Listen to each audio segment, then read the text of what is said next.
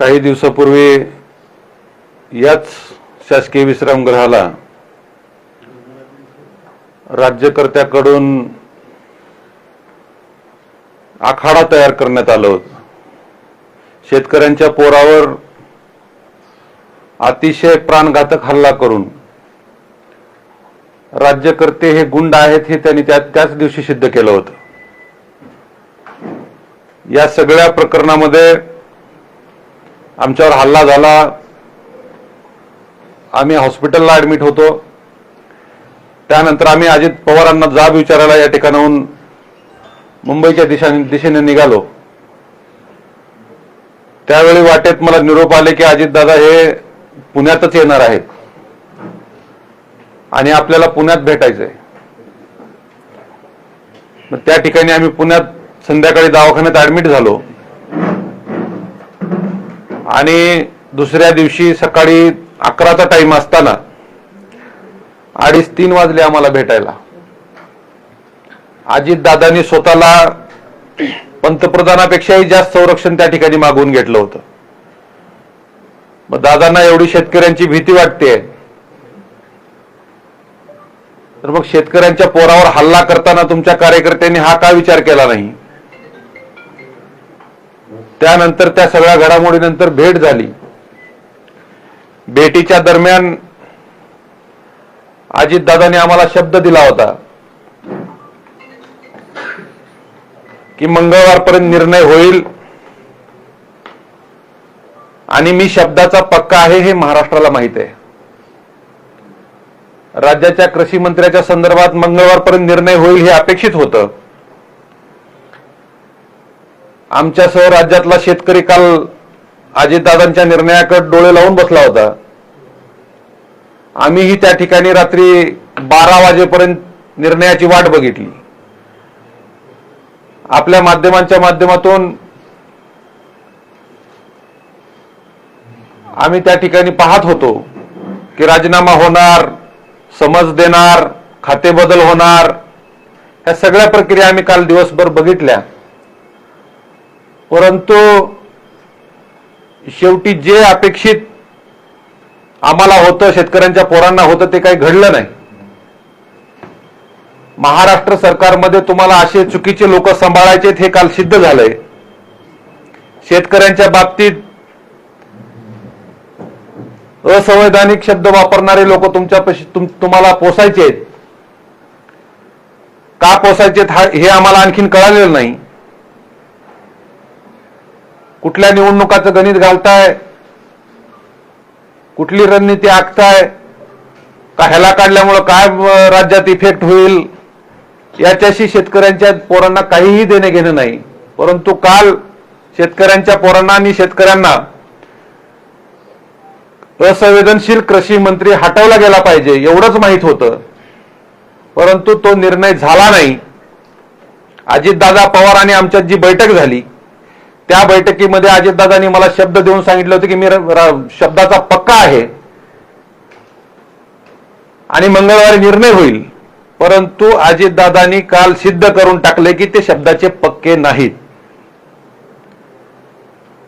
फक्त भाषणात बोलण्यापुरतं ते शब्द आता अजितदादाकडे राहिलेत। एवढा मोठा भ्याड हल्ला शेतकऱ्यांच्या पोरावर केला, बरं आमच्या हल्ल्याचं सोडा, हे एक निमित्त झालं समजा, परंतु तुम्ही दिलेला कृषी मंत्री या राज्यामध्ये त्या सभागृहामध्ये बसून पत्ते खेळतोय, ते रमी खेळतोय मोबाईलवरती। विधिमंडळाच्या चौकशी अहवालामध्ये बरंच काही निघणार आहे। तो अहवाल माध्यमांच्या समोर द्यायला पाहिजे त्या लोकांनी। मी मगाशी गाडीत येताना कुठल्या तरी टीव्ही चॅनलला पाहिलंय, 18 ते 22 मिनिट राज्याचे कृषी मंत्री हे रम्मी खेळत होते असा विधिमंडळाचा अहवाल आलेला आहे, परंतु तो आणखीन बाहेर प्रसारित केलेला नाही। मग शेतकऱ्यांच्या पोरांना ह्या कृषी मंत्र्याकडून काय न्यायाची अपेक्षा राहणार आहे? राज्याचे मुख्यमंत्री असतील, राज्याचे दोन्ही उपमुख्यमंत्री असतील, या लोकांनी काल सांगितलं की त्यांना समज दिली आणि दिलगिरी व्यक्त केल्याच्या नंतर त्यांना माफी दिली. पुन्हा आणखीन समजलं की शिंदे गटाच्या मंत्र्याचे आधी राजीनामे घ्या, मगच आमच्या राष्ट्रवादीच्या आमदारांचे मंत्र्याचे राजीनामे दिले जातील. म्हणजे लहान लेकरासारखा खेळ या लोकांनी राज्यकर्त्यांनी लावलेला आहे. कुणीही गांभीर्याने घ्यायला तयार नाही. मुख्यमंत्री का हतबल झालेत हेही माहीत नाही. शेवटी सर्वोच्च पद हे मुख्यमंत्र्याकडे आहे, त्यांनी निर्णय घ्यायला पाहिजे होता. आज या दिवसापासून आमचा आणि अजित पवारांवरचा विश्वास उडालेला आमचा महाराष्ट्रातल्या शेतकऱ्यांचा अजितदादा पवार यांच्यावरचा विश्वास उडालेला आहे. ज्या अजित पवारांकडून पाठीमागच्या काळामध्ये धरण कोरडं होतं, त्या धरणात लघुशंका करू का, म्हणजे त्यांनी ती वेगळ्या भाषेत वापरलं, पण तो शब्द मी वापरणार नाही, कारण आम्ही संवैधानिक शब्दाचा वापर करणारे कार्यकर्ते आहोत. तुम्ही काहीही बोलण्याला चालतं. तुम्ही शेतकऱ्यांचे पोरं निवेदन द्यायला आले त्यांना मारल्याला चालतं, परंतु आम्ही त्या चुका करणार नाहीत. जर दादाच अशा चुकीच्या शब्दाचे वापर करत होते पाठीमागच्या काळात, मग तुमचे मंत्री का करणार नाहीत? म्हणून आम्हाला असं समजलंय की हे तुम्ही सगळे एका माळ्याचे मणी आहात. फक्त एक मणी मोठा आहे त्यातला, गुरुमणी म्हणतो आपण त्याला. तो गुरुमणी म्हणजे अजितदादा पवार. मग त्याच्यात आता कोकाटे आहेत, सत्ताधारी पक्षातले जेवढे तिन्ही पक्षातले लोक आहेत, ती सगळे लोक तसे. ती माळ पूर्ण कंप्लीट व्हायची. आता तुम्हाला एक एक एक एक एक एक मनी सगळा त्यातून उघडा होणार आहे, दिसणार आहे. राज्यातल्या लोकांना आता सरकारकडून अपेक्षा राहिली नाही. त्यामुळं आम्ही शेतकऱ्याच्या बांधावर जाऊन, अनेक प्रश्न आहेत शेतकऱ्यांचे, विभाग वाईज वेगवेगळ्या विभागात वेगवेगळे प्रश्न आहेत. उद्याच्या शनिवारपासून मी मराठवाड्यासह विदर्भ, पश्चिम महाराष्ट्र आणि खानदेश, उत्तर महाराष्ट्र या सगळ्या विभागांचा दौरा करणार आहे. शेतकऱ्याकडून मला बोलावणं येतंय, त्या शेतकऱ्यांशी जाऊन संवाद साधणार आहे आणि सबंध महाराष्ट्रातल्या शेतकऱ्यांची मोठ बांधून या महाराष्ट्र सरकारच्या विरोधामध्ये आणि अजित पवारांच्या विरोधामध्ये एक मोठा आंदोलन उभारण्याचा मानसिकतेत सध्या महाराष्ट्रातला शेतकरी आणि आम्ही आहोत.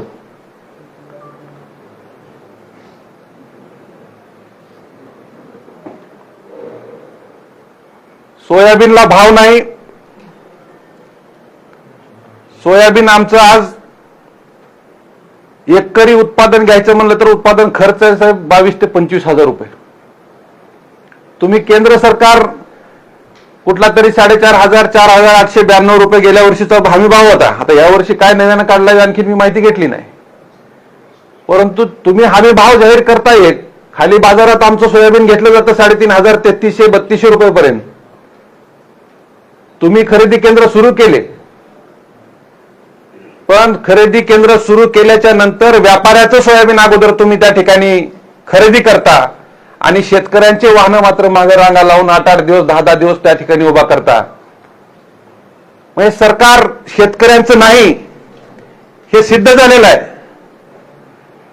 आता महाराष्ट्रातला शेतकरी जागा झालाय. निवडणूक झाली, जिंकून आले, अनपेक्षित मतदान लोकांनी तुम्हाला केलं, सत्तेत बसवलं आणि तुमची भाषा बदलली. आम्ही कर्जमाफीचा विषय बोललाच नव्हता. सरळ सरळ तुम्ही खोटं बोलताय. तरीही आम्ही कालच्या या प्रकरणामध्ये तुमच्यावर विश्वास ठेवला आणि तुम्ही शब्दाचे किती पक्के आहेत हे महाराष्ट्राला आम्हाला दाखवून द्यायचं होतं. तुम्ही काल दाखवून दिले. तुम्ही महाराष्ट्राला दाखवून दिले की शब्दाचे तुम्ही पक्के नाहीत. दादा, तुमचा वादा ही झुटा आहे हे सिद्ध करून दाखवले तुम्ही.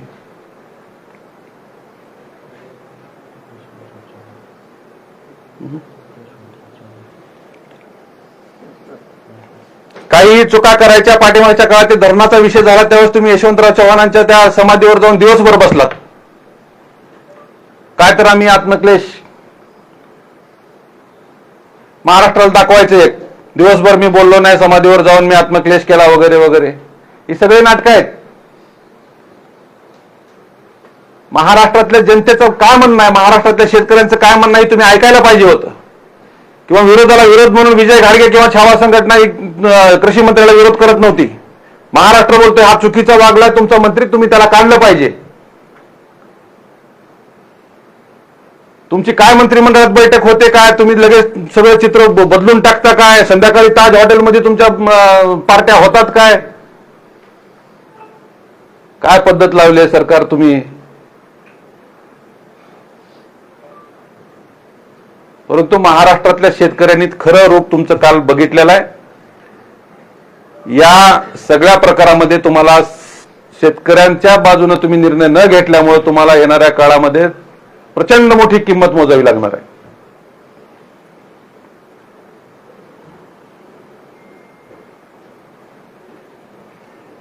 विचारा काय तुम्हाला विचारायचं असेल तर.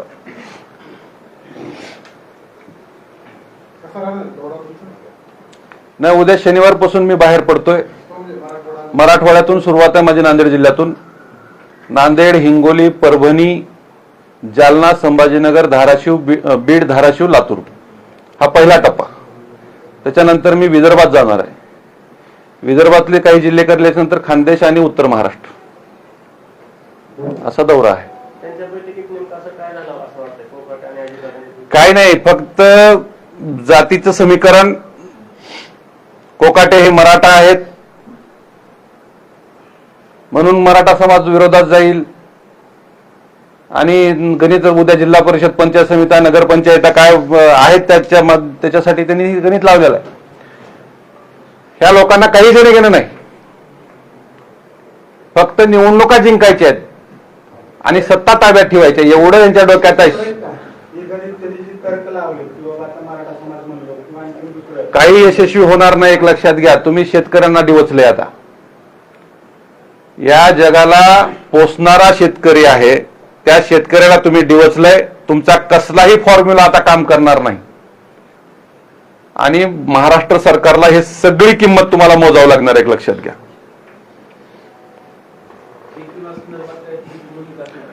कर्जमाफी, पीक विमा आणि सोयाबीनला 8,500 रुपये भाव, ह्या दौऱ्यातले प्रमुख 3 मुद्दे आमचे राहणार आहेत.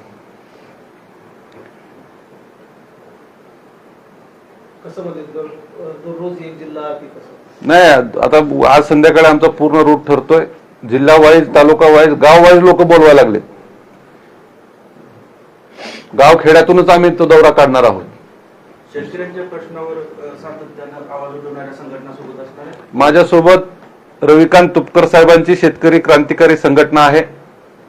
आणखीन काही समविचारी संघटना, शेतकऱ्यांचं हित ज्यांना पाहायचंय, मोठा दृष्टिकोन ठेवून सोबत येणार आहे, त्यांना आम्ही सगळ्यांना सोबत घेऊन, आणि तुपकर साहेब तर आमच्या सोबत खांद्याला खांदा लावून या लढ्यात आहेत. नाही, एक लक्षात घ्या, छावा संघटना म्हणजे शेतकऱ्यांची पोरं. मी पहिल्या दिवसापासून सांगतोय, आमच्या संघटनेत कुठल्या अधिकाऱ्याची पोरं नाही. आमच्या संघटनेत सगळे शेतकऱ्यांची पोरं, गरिबांची पोरं आहेत आणि ही गरिबांची लढाई आता श्रीमंताच्या विरोधात सुरू झाली. होईल ना, संघटनेची बांधणी होईल. एक मजबूत शेतकऱ्यांचं संघटन म्हणून छावा संघटनेकडे इथून पुढे लोक बघतील. समाजाचे विषय आहेत, त्याही लढ्यात आम्ही आहोत आणि जातीपातीचा विषय नाही. आता जरी संघटना सर्वश्रोत आहे की मराठा समाजाची संघटना म्हणून ओळखल्या जातं छावा संघटनेला, परंतु आता जातीची आणि मातीची या दोन्ही लढाया आता ताकदीने लढायच्या.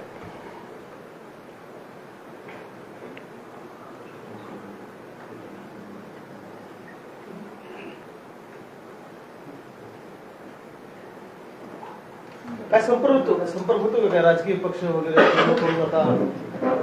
वगैरे? नाही, एक लक्षात घ्या, आमच्याशी संपर्क करायचा संबंधच येत नाही. या लोकांना माहीत झाले की आपण आपल्याला जे करायचं त्यांनी ते ठरवलेलं आहे. आपण एसी मध्ये बसून, चेंबरमध्ये बसून जो निर्णय घ्यायचे ते घ्यायचेच आहेत. या लोकांना काय संपर्क साधायचा, यांना आणखीन कुठेतरी ठोकून काढायचं हे त्यांनी ठरवलेलं आहे. त्याच्यामुळे आता शेतकऱ्यांची पोरं ही लढायला तयार झालेले आहेत. सरकार आमच्यावर हल्ले आणखीन पुढच्या काळात करणार आहे हे आम्हाला माहिती आहे. त्याच्यामुळे इथून पुढच्या काळामध्ये शेतकऱ्यांच्या पोरांची ताकद वाढवणं आणि शेतकऱ्यांची पोरं लढायला सज्ज होणं हे आमच्यासाठी महत्वाचं आहे. जरांगे पाटील आपल्या या लढ्यात सोबत राहणार आहेत. नाही पाटील, मी आता तेच म्हणलं ना, जातीच्या बरोबर मातीची ही लढाई महत्वाची आहे. दोन्ही लढाई आम्ही ताकदीने लढणार आहोत. बच्चू भाऊ पण या सगळ्या लढ्याकडे लक्ष ठेवून आहेत. बच्चू भाऊ पण या लढ्यात सोबत राहतील. पुरवणी जबाबदारीनंतर काही बोलूयात. नाही, एक लक्षात घ्या, आम्ही न्यायाची अपेक्षा सोडून दिलेली आहे. आता ज्या दिवशी अजित पवारांनी आम्हाला शब्द दिला आणि लातूरच्या पोलीस अधीक्षकांना फोन करून सांगितलं, त्याच्या दुसऱ्या दिवशी आमचा पुरवणी जबाब गेलेला आहे.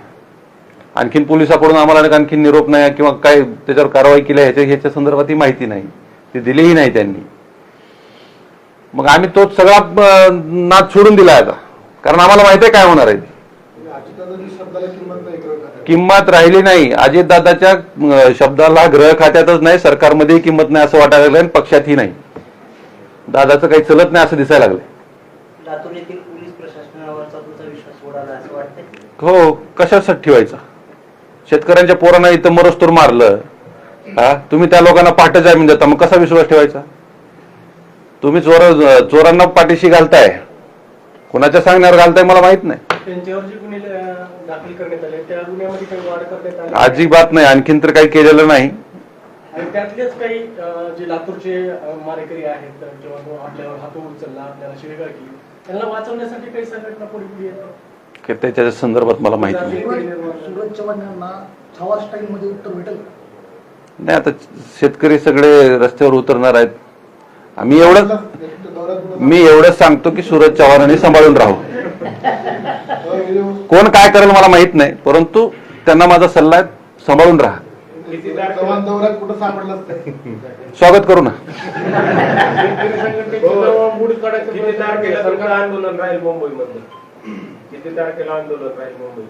आता दौरा ज्या दिवशी आमचा संपेल, जस जसं एक एक टप्पा पूर्ण होईल त्या टप्प्यात आमच्या सगळ्या विभागवाईज लोकांची चर्चा होईल, त्या टप्प्याने आम्ही जातोय. पण शेतकऱ्यांची मजबूत ताकद या महाराष्ट्रात उभी राहील. या टप्प्याला किती दिवस कालावधी लागेल? 15 दिवस. 15 दिवस.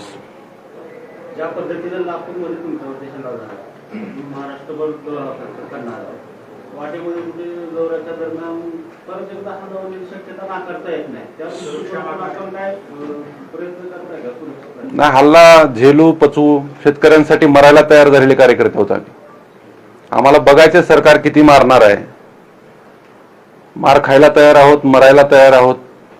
तुम्हाला संरक्षणाची काय अपेक्षा आहे का? नाही नाही नाही, मला संरक्षणाची अपेक्षा नाही. अहो, ज्या लोकांनी मला मारल्याच्या नंतर, माझ्या सहकार्याला मारल्याच्या नंतर संरक्षण आम्हाला द्यायचं सोडून त्यांना संरक्षण दिले, तर ह्या गेस्ट हाऊसला संरक्षण वाढवलं, एक लक्षात घ्या.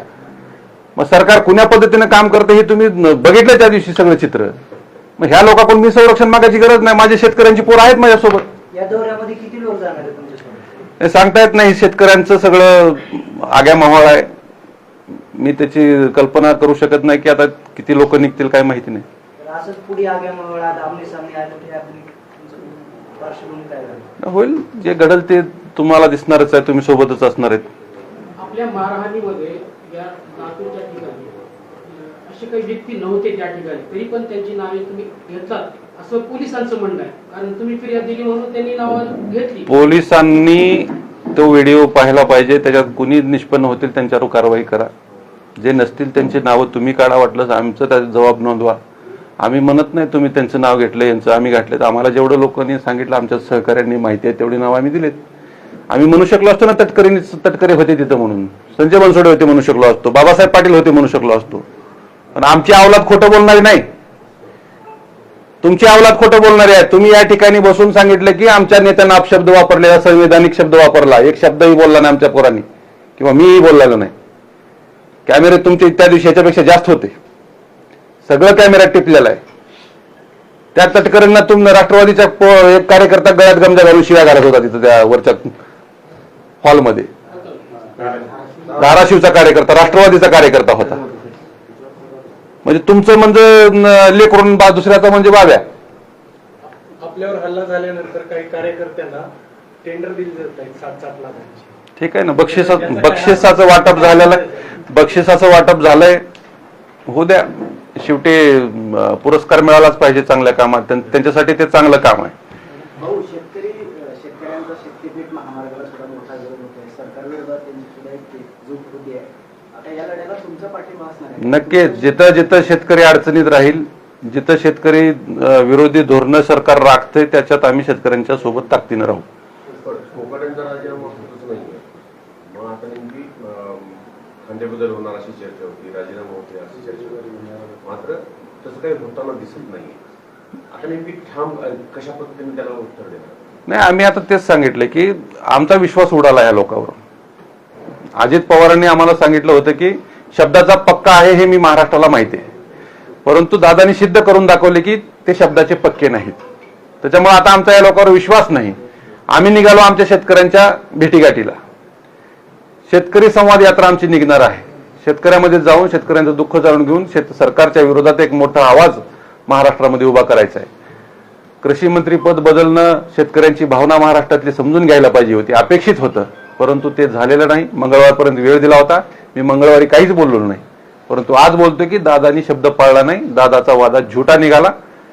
पुढची लढाई आम्ही ताकदीने लढू. राष्ट्रवादीच्या काही आमदारांनी माणिकराव कोकाटे ज्येष्ठ आहेत आणि ते जुने मंत्री आहेत असं देखील म्हटलंय, त्यांना समज द्यावी मात्र राजीनामा नको. अरे ज्येष्ठ बी म्हणता, पुन्हा समज बी द्यायला म्हणतो. लहान लेकरू बिकरू आहे का ते समज द्यायला? ज्येष्ठ म्हणल्यानंतर दुसऱ्याला मार्गदर्शन करा ना तुम्ही. तुमच्या मंत्रिमंडळात तुम्हीच म्हणताय मंत्री चुकतायत, मग त्या कोकाट्याला मार्गदर्शनाच्या भूमिकेत ठेवा तिथं. व काय चुकतोय, रोज कुठला मंत्री चुकलाय तर त्यानं जाऊन त्या कोकाट्याकडे जाऊन बसलं पाहिजे, तासभर एक ट्युशन घेतलं पाहिजे, क्लास घेतला पाहिजे. ज्येष्ठ आहे ना, मार्गदर्शन केलं पाहिजे त्यांनी.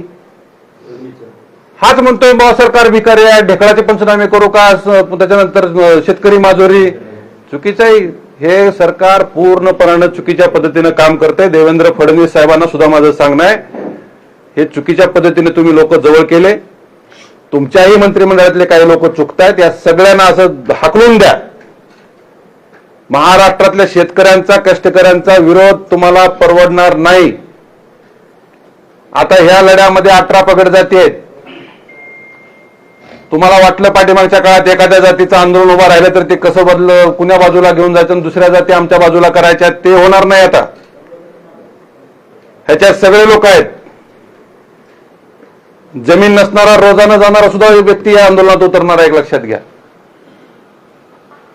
गृहमंत्र्यांनी कपडे बदलले म्हणून राजीनामा घेतला आहे, लंबी हे लक्षात घ्या. सरकार कसं चाललं पाहिजे आणि चालवलं पाहिजे ही त्या पक्षाच्या आणि त्या सरकारच्या प्रमुख व्यक्तीचं काम असतं. ह्यांनी ह्यांचे कपडे जरी काढून नाचले त्या सभागृहात तरी नवल वाटू नये. आता सभागृह म्हणजे ते आपण त्याच्याकडे उच्च दर्जाचं सभागृह आहे, राज्याचं एक न्यायालय असल्यासारखं आपण त्याच्याकडे बघायचं, पण त्याची पूर्ण गरिमा घालवून टाकली. कुस्तीचा आखाडा करून टाकला त्यांनी. आणि हे लोक भाषणात सांगतात यशवंतराव चव्हाण, वसंतराव नाईक, विलासराव देशमुख साहेब, वसंतदादा पाटील यांचा वारसा आहे. ते फक्त बोलण्यापुरता आणि त्यांचे फोटो, हे फोटो सुद्धा बघत नसतील त्यांच्या रोज. तिथं काय पद्धत लावली तुम्ही? तुमच्या सत्ताधारी आमदार एकमेकात मारामारी करतायत. तिथं कृषी मंत्री मी खेळताना बसतोय, काही जण झोपा काढतायत, कॅन्टीन मध्ये मारहाण टावेलवर, बन्यांवर. तंबाखू खाणारे लोक काय दिसत आहेत. हे चुकीच्या पद्धतीने चाललंय राज्य. याच्यावरती शेतकऱ्यांच्या पोरांचा अंकुश इथून पुढच्या काळामध्ये मजबूतीने राहणार आहे. आजच्या पत्रकार परिषदेचं मूळ पार्श्वभूमी काय आहे? तुम्हाला काय दाखवून आतापर्यंत काय बोललो मी? अजितदादाचा वादा खोटा आहे असं दाखवून द्यायची ना तुमची बांधिलकी? नाही, मी तेच बोललो सुरुवातीला. अजित पवार हे राज्यासमोर उघडे पडले.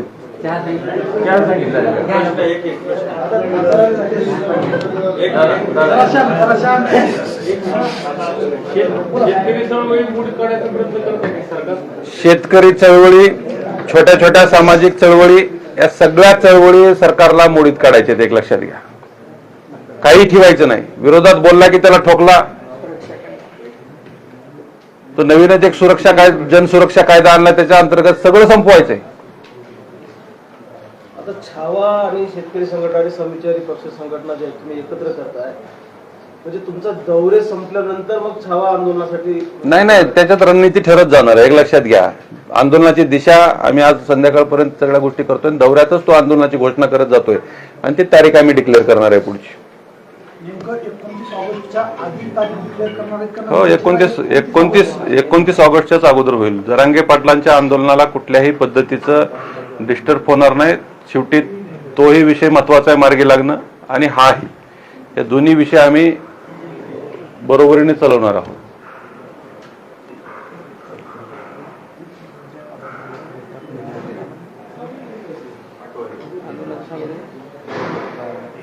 सांगा.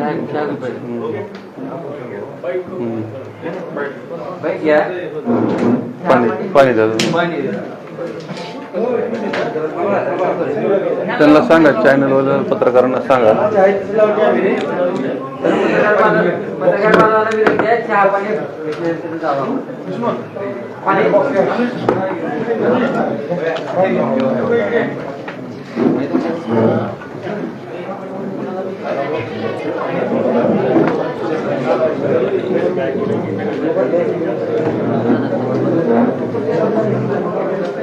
तुम्ही सगळ्या चॅनलवर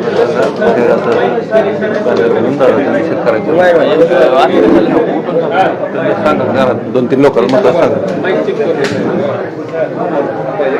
अरे भाऊ कुठे गेले?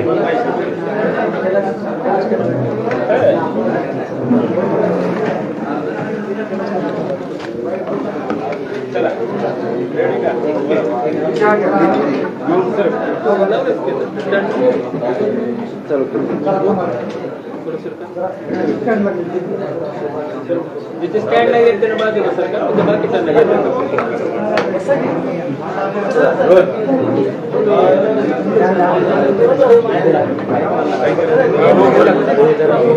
बोला, विचारा ना तुमचं काय म्हणणं आहे. दादाने वादा पूर्ण केलं नाही, विजय गाडगे वादा पूर्ण करणार आहेत. मी जे म्हणलो की दादाने जर वादा पूर्ण नाही केला तर विजय गाडगे पाटील घरासमोर आंदोलन करणार ना. का बरं करणार नाही? किती तारखेला करणार आहेत काय गनिमी कावा राहिला आमचा तो. ते जरा हे लाव रे फॅन. भूमिका काय असणार आहे? आता अजितदादांनी जो शब्द दिला होता तो पाळला नाही, आता पुढची भूमिका काय असणार आहे? नाही, अजितदादांनी आम्हाला शब्द दिला होता की मंगळवारपर्यंत निर्णय होईल कृषी मंत्र्याच्या बाबतीत. तो निर्णय झाला नाही. अजितदादांनी शब्दाचे पक्के आहेत हे स्वतः आम्हाला सांगितलं होतं, परंतु अजितदादा शब्दाचे पक्के नाहीत हे महाराष्ट्राला दिसलंय. त्याच्यामुळं महाराष्ट्राच्या जनतेसमोर जाणं आणि शेतकऱ्यांसोबत संवाद साधणं, पुढील आंदोलनाची दिशा ठरवणं, शेतकऱ्यांचे काय मागण्या आहेत, सोयाबीनला भाव नाही, कर्जमाफी नाही आणि पीक विमा, या 3 मुद्द्यावर महाराष्ट्रातल्या शेतकऱ्यांसोबत जाऊन संवाद साधून प्रचंड मोठं आंदोलन या राज्यामध्ये उभा करण्याचं मानत. कधीपासून या आंदोलनाला? उद्याच्या शनिवारपासून. आणि हा आंदोलनाचा जो टप्पा आहे तो कसा असेल? उद्या शनिवारपासून मी मराठवाड्याच्या दौऱ्यावर निघतोय. नांदेडपासून याची सुरुवात राहणार आहे. शेतावरच्या बांधावरच्या शेतकऱ्यांना जाऊन आम्ही त्याच्याशी संवाद साधणार आहोत. शेतकऱ्यांचं खरोखर दुःख काय हे राज्य सरकारला कळायला पाहिजे. त्यासाठी शेतकऱ्यांच्या पोरांचं मजबूत संघटन या राज्यात उभा राहील आणि एक मोठी ताकद उभा करून राज्य सरकारच्या समोर लढायला तयार राहणार. सत्ताधारी पक्षातले नेते पुरोगामी महाराष्ट्राला काळीमा फसण्याचं काम करतात. हो, काय ठेवलं त्यांनी पुरोगामी महाराष्ट्राचा विचार? उगं सांगायचं यशवंतराव चव्हाण, वसंतराव नाईक, वसंतदादा पाटील या सगळ्यांचा आदर्श सांगायचा आणि वागायचं इकडे चुकीचं. त्यामुळं या सत्ताधारी लोकांवरचा विश्वास आमचा उडालेला आहे. अजितदादांनी काल निर्णय घ्यायला पाहिजे होता. शेतकऱ्यांच्या संतापाची लाट त्यांनी स्वतःच्या अंगलट घेतली, राज्य सरकारच्या अंगलट घेतलेली आहे. त्यामुळे मी महाराष्ट्राच्या मुख्यमंत्र्यालाही सांगितलं होतं की तुम्ही याच्यात लक्ष घालून निर्णय घेतला पाहिजे, परंतु तो निर्णय झाला नाही. त्यामुळं अजित पवार हे शब्दाचे पक्के नाहीत हे काल सिद्ध झालं. कृषी मंत्री माणिकराव कोकाटे यांनी जी झालेली चूक आहे, जी वक्तव्य चुकीची झालेली आहे, त्याबद्दल दिलगिरीही व्यक्त केलेली आहे. कसं पाहताय? नाही, दिलगिरी काय त्याचा विषय नाही. एक लक्षात घ्या, चुकला एवढ्या महत्वाच्या पदावर बसलेला व्यक्ती 4-4 वेळा चुकतो आणि पुन्हा दिलगिरी व्यक्त करतो, याला माफी नसते. कृषी मंत्री पद हे संवेदनशील पद आहे, त्याच्यावर तुम्ही व्यवस्थित काम केलं पाहिजे. शेतकऱ्यांना न्यायाची अपेक्षा असते. तुम्ही चुकीच्या पद्धतीने वारंवार वक्तव्य करणार, आमच्या बापाला तुम्ही हिनवून बोलणार शेतकऱ्यांना, हे आम्ही स्वाभिमानी पोरं खपवून घेणार नाहीत. आम्ही शेतकऱ्यांची पोरं आहोत. आमच्या बापाला कोणी चुकीचं बोललं तर आम्ही खपवून नाही घेणार. कुणीही असाल तुम्ही. माझं तेच म्हणणं होतं अजितदादांना, तुम्हाला संधी आहे, तुमचा वादा पक्का आहे हे खरं करून दाखवायची तुम्हाला संधी आहे दादा. तुम्ही ती संधी घालवू नका. परंतु कालचा मंगळवार पूर्ण होईपर्यंत आम्ही काही बोललो नाही. आज आम्हाला लक्षात आलं आणि महाराष्ट्रातल्या तमाम शेतकऱ्यांना लक्षात आलं की अजितदादा हे शब्दाचे पक्के नाहीत. अजितदादांच्या घरासमोर आंदोलन करतो म्हणाला होता, हो. होणार आहे का? होईल आंदोलन. अजितदादांच्या घरासमोरही आंदोलन होणार. काय आंदोलनाचं स्वरूप असेल? नाही, दादा शब्दाचे पक्के नाहीत, दादाने शब्द फिरवला याचा निषेध होईल.